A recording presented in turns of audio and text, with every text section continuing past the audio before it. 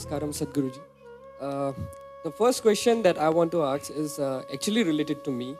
I'm in the last year of engineering, so now there is a very big decision that I have to make now, and people have told me that if I take decisions from my heart, I'll be successful in life.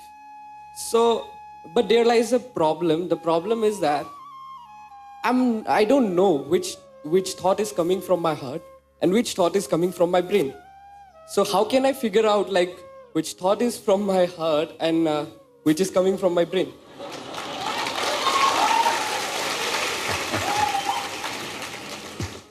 The heart makes only two sounds, lub-dub. Unless the local girls are disturbing it and it's going a little crazy. Otherwise, it makes only two sounds. Rest of the noise is all coming from your head. This idea that something comes from the heart, something comes from the brain, it's metaphoric, but unfortunately a whole lot of people are taking it literally. There was a time in many parts of the world, particularly in Arabia, the medical science in Arabia believed the blood is pumped from the liver. You might have heard Urdu sayings about Kalija, have you? Because they believed blood is being pumped from the liver, because liver is a far more complicated organ than the heart. Heart is a simple pump. So, do not give it any more responsibilities other than continuously pumping the blood and keeping you alive, unless somebody here breaks it. So, about the last year of engineering, I want you to change that language because this happened. Can I tell you a joke? Okay? You're pretty serious about this one. This happened. A very celebrated scientist was at a dinner and he was not grandly dressed or anything, he was looking very ordinary. So the lady who was, sitting next to him didn't pay much attention to him, she doesn't know who he is. But after some time, just to be polite, to make some conversation, "May I know what do you do?" He said, "I'm studying science." She said, "Oh, I finished that in my 10th class." So you're not going to… you're not in the last year of engineering, maybe the course, but not the last year of engineering, because for your entire life, if you learn engineering, when you're dying, after 100 years, okay? I'm not preponing it. After 100 years when you're dying, you would still know, if you are a constant learning process, you would still know you know very little about engineering. With that little, many things happen, that's different. So don't be in the last year of engineering. I know the program may be closing, but not the last year of engineering, okay? So, essentially engineering means to have things the way we want, yes? When we say this building is well engineered, not saying that. If we say this building is well engineered or an automobile is well engineered, what it means is, it's functioning the way we want, yes? Of all the pieces of engineering on this planet, of many pieces of engineering, a tree is a fantastic engineering, even a mountain is fantastic engineering, because it stood there for 1,000,000 years, that means it must be good engineering, isn't it? Yes?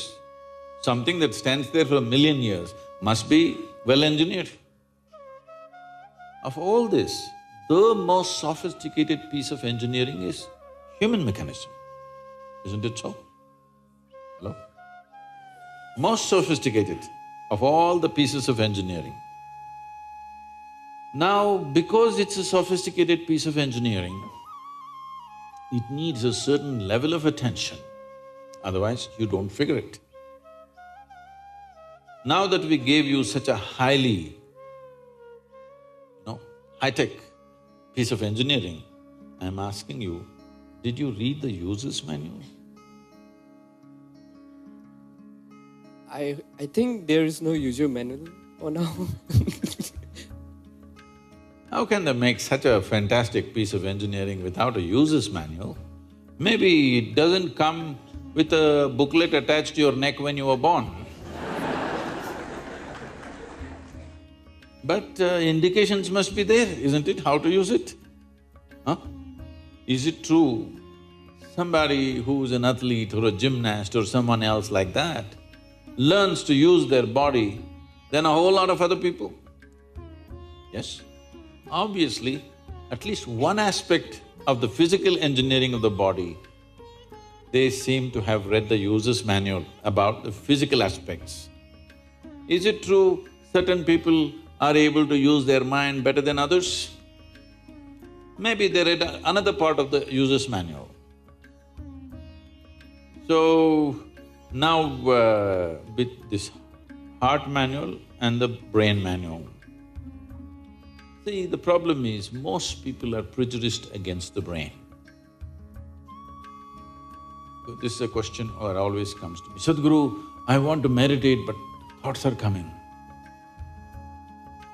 The common question everywhere. I ask them, see, I'll make you meditate. We will stop the liver, we'll stop the kidney, we'll stop the heart, we'll stop everything, okay? Oh, no, Sadhguru. So you want the liver to function when you're meditating. You want the kidneys to function. You want even the spleen to function, you want the heart to function. But you don't want your brain to function for some reason. This is simply because brain is a new equipment that you got in the evolutionary process. This level of cerebral development happened more recently compared to the other systems. If you cut open any mammal, they all have all these parts, isn't it? Every part that you have here, all of them have. Even if you open a frog, most of you, your biology department. Even if you open a frog, almost everything that you have, he also has, isn't it? It is only… the big difference is only the cerebral development, which is a more recent happening. Because it's a more recent happening, most people have not figured how to handle it. So, user's manual is very important. You don't read a user's manual just before you discard the machine. You read it in the first few days, isn't it? Hello? If you buy a phone, do you want to read the user's manual in the first 3 days or after 3 years when you're throwing it away? First 3 days, isn't it? So, knowing how this functions is very important. Never did ever heart generate any thought or intention. Well, when you looked at the young girl, heart beat more, that doesn't mean it's saying anything, it's just trying to compensate for the other levels of excitement that's happening.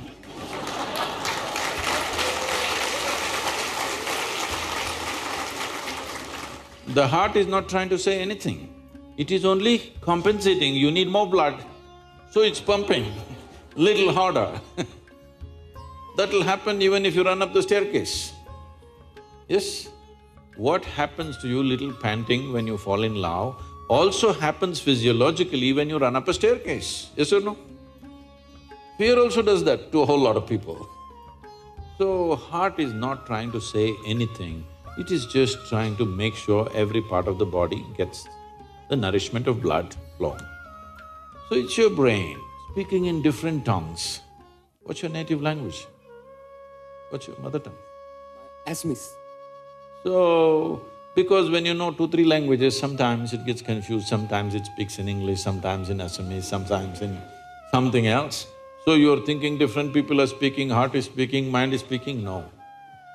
There is thought and there is emotion. People think these two things are saying different things, they're not saying different things. The way you think is the way you emote, isn't it so? Right now, if I think, oh, she's the most wonderful person on the planet, I just have to think. Then my emotions become sweet towards her.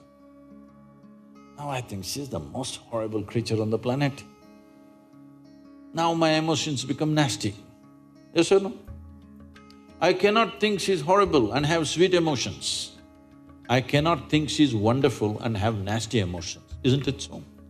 But today, I thought she's the most wonderful person and my sweetness was flowing. Suddenly she did something tomorrow that I don't like. I think she's horrible. Thought is agile, it changes direction just like that.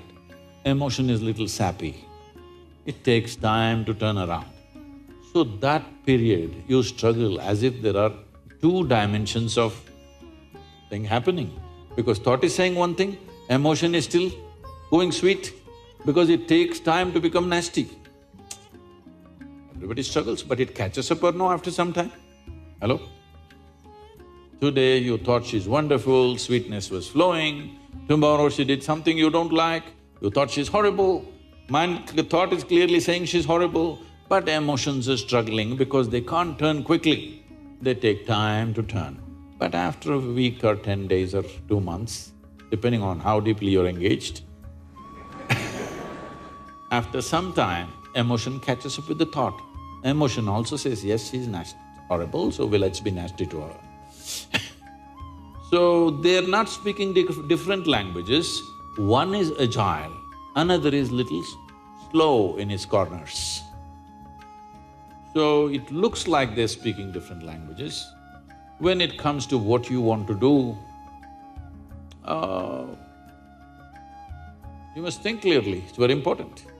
Thinking clearly means, the question is not about what will get me this, what will get me that. Is your life precious to you? All of you, I'm asking. Your life, is it precious to you? Yes. So before you invest this life into something, you must look whether today if I invest my life into this, after 25 years, will it still mean a lot to me? After 50 years, will it still mean a lot to me? At the end of my life, if I turn back and I look, will I be proud of this or will I be ashamed of what I'm doing right now? Doesn't matter what other people say. But you should not do anything that you will feel ashamed of, isn't it so? Huh? It doesn't matter, people say so many things. Everybody has an opinion, it's their business. But you don't do something that you will feel ashamed of, isn't it? Then you're turning against yourself. Somebody turns against you, you can leave them and go somewhere else. If you turn against yourself, you'll have to live with it forever. So, this is all you have to look at it. Something will get you money, something will get you comfort, that's not the point. What you choose to do, will it give you a life? When I say give you a life, are you just trying to make a living or are you trying to make a life out of this? It's important. Making a living is not an issue. A worm, an insect, a bird, an animal, all of them are making their life, making a living, isn't it so? They're even making a life out of it, but definitely they're making a living. So making a living with such a big brain is not an issue. Earning your food is not an issue, making a living is not an issue. Only problem is you want to live like somebody else, that's an endless problem. I want to live is not a problem. I want to live like you, this is a problem. So, it is important, if you consider your life as a precious life, you must make sure you make a wonderful life out of this. Whatever opens up in that direction, that is the thing you should do. But when you're under the pressure of peers, somebody is saying, I'm going to America, somebody says, I'm going to the government job, somebody says, I'm doing this. So one thing that all of you should do before you make big decisions in your life is withdraw from these pressures of peers, professors, parents, everybody. Just spend 3 days to 1 week by yourself. Look at it, what is it that you really want to do? Not under pressure from other people. What does this life want to do? Do that. It doesn't matter what other people think about it. So Sadhguru, what is a creative mind? Oh. How big an answer do you want? As big as you want it. See, the English word mind doesn't say anything, because it's just one generic word which does not describe different dimensions of what the mind is. Mind is not just one something sitting here and doing something, okay? There is really no such thing as mind. In the yogic culture, there is no mind.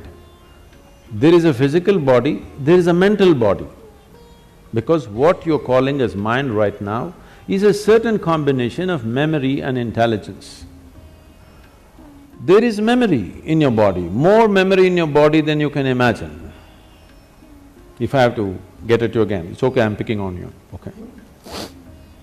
You definitely don't remember how your great-great-great-great-great-grandmother looked like, but her nose is sitting on your face right now. Yes? You don't remember a thing consciously, but your body remembers 100%. How 10 generations ago your grandmother was, your body still remembers. 1,000,000 years ago how your forefathers were, your body remembers, isn't it? It's not forgotten and it's not going to forget. Your mind is not capable of this kind of memory. Your body has 1,000,000,000,000 times more memory than your so-called brain. This whole shift towards the brain and intellectual process is a European malice. They gave too much significance to thought. This has happened because they lived under a subjugated society, religiously subjugated society, where you're not supposed to think anything except what's written in some book, otherwise you're dead. They lived like this for a long time. Because of this, when they got little freedom to think and manage to live, they started celebrating their thought too much. Let's understand the context of thought. You can only think from the data that you already have gathered. That means you can never think anything new. You can recycle it, you can rehash it, you can produce permutations and combinations of it, but you cannot think something absolutely new. It is not in the nature of the thought to come up with something new. It can only recycle the past. That means, if you dedicate yourself to your thought process, if you enshrine your thought process, you're ensuring nothing new ever happens in your life. So thought need not be celebrated like this. That's why in this culture, thought has never been given so much significance. What you think is your psychological drama. We don't think much about that because it's your drama is important for you, somebody else's drama, it's important for them. Everybody thinks their drama is the most important drama in the universe. This is everybody's experience because they're so identified with their own psychological drama. This psychological drama should not determine the nature of your life, because this is just a small happening compared to the life process. Life is a much deeper intelligence than intellect. We can look at… the yogic system looks at the mind as 16 parts. Those 16 parts are further broken and they're taken up to 84,000 parts. But now if I talk about 84,000, already there's a segment which says no, so I will make it 4. I'm taking away 80, okay? I'm being fair to you. Only 4. 4 fundamental parts. One is the intellect, which we have in modern world, in today's world, we are unnecessarily giving too much significance to intellect and we will pay an enormous price for this. You will come to a place where you'll know everything, but you'll know nothing of life significance, really. Today you will see this happening to children. For the first time, this generation you see, 10, 11-year-old or 12-year-old children, they look bored. When you were 10, 11, you did not know what is boredom, it was not possible. It was too exciting to be alive and looking around. You will see 10, 12-year-old children all looking bored because they've seen the cosmos through their phone screen. They know it all. And especially in the Western countries, you will see this happening at 8, 10. They're really bored. You will see in the school buses, they're all sitting there. Bored. Because by the time you're 12, you already had one love affair, you know what is a break, you know how to all this recover from that, you tasted alcohol, you've seen this, probably you've gone into all kinds of physical things. and you know the cosmos, what more? By the time you're 15, there's really no purpose for you to exist for many of them. You should not be surprised if this culture continues. I'm not saying this is a prediction, it is something that I see beginning to happen. In another 50 or 100 years' time, if 25 to 50% of the people commit suicide, you should not be surprised, because life needs some exuberance. If too much information happens to you without experience, that exuberance will be gone and a false sense of knowing becomes so strong in you. This is the danger of intellect, because intellect wants to dissect everything. Intellect is like a scalpel, the sharper it is, the better it is. It wants to dissect and know. Dissection works with some things, not with all aspects of life. If you want to know the poor frog, you remember? The poor frog that you crucified and cut, and great knowledge you acquired from all that torture is unbelievable. How much knowledge you know. For the torture that frog went through, how much knowledge you have acquired is quite unbelievable. All that you got to know. Now you got interest, suddenly you got interested, the mother that you had ignored, you want to know your mother today. Please get yourself a sharp knife, start the dissection. You may know everything about her liver, kidney, heart, but you won't have a mother left, that's all. So life cannot be known by breaking it up. You can know physical things by breaking it up. You cannot know life by breaking it into pieces, but this is the nature of the intellect. The whole modern science has evolved from human intellect. Because it's produced technological benefits, you can't argue against it, because people, Yeah. they think they're scientists, they know nothing about science. They're just enjoying their iPhone. They think they're scientists because they can do this. No, technology is fine, it's brought much comfort and convenience, but it'll not bring life to us. So intellect is like this. Intellect will be useful only depending upon what it is identified with and what is held, what holds this, how steadily. So the next dimension of the mind, the first one is called as buddhi, which is the intellect, the second one is called as ahankara. Ahankara does not mean ego, this, that, it means the identity. Whatever you identified with, your intellect functions only around that. Simple, if you just identify with a nation, if you say, I'm an Indian, everything Indian looks beautiful. If you cross the border and you say you're something else, all that looks beautiful. So whatever you identified with, it's only with that the intellect functions. So ahankara is the identity. How consciously and how steadily your ahankara has been created will determine the effectiveness of your intellect. Just because it's sharp, it does not mean it'll be effective, because sharp intellect or a sharp knife can cause any amount of damage to you. If you have a sharp knife and you don't have a steady hand, you will cut yourself all over the place. That's all that's happening. Human suffering is just this. You don't know how to hold this intellect in your hand properly. Every day you're cutting yourself. All suffering is on self-help because your own mind causing this to you all the time. No matter what happens, people suffer, whichever way they suffer, because they don't know how to hold this intellect. If you had the mind of an earthworm, you would be quite peaceful. Yes?